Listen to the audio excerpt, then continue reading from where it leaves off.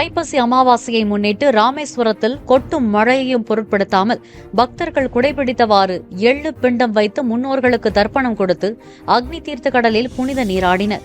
பாம்பன், முனைக்காடு, மண்டபம், கலைஞர் பகுதி உள்ளிட்ட இடங்களில் பெய்த கனமழை காரணமாக குடியிருப்புகளை மழைநீர் சூழ்ந்தது.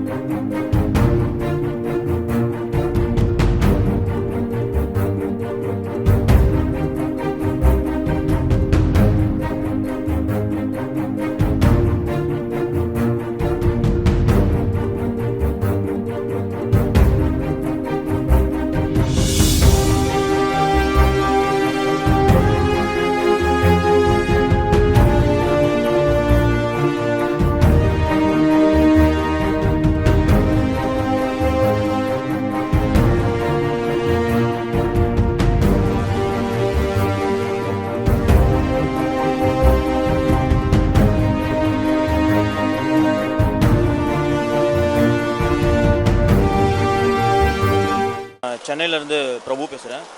இங்கே பார்த்தீங்கன்னா மழை நேற்று நைட்லேருந்து ஹெவி ரெயின். அதை பொருட்படுத்தாத மக்கள் கூட்டம் அலமோதுக்கிட்டே தான் இருக்குது. காலையில் பார்த்தாலும் கண்டினியூஸாக மழை பெஞ்சிக்கிட்டே தான் இருக்குது. பட் இருந்தாலும் மக்கள் கூட்டம் வந்துக்கிட்டே தான் இருக்காங்க. இன்றைக்கி அது இல்லாத மிக சிறப்பு அமாவாசை. அது மழையும் ஹெவியாக இருக்கிறதுனால மக்கள் கூட்டம் வந்து கொண்டே தான் இருக்காங்க.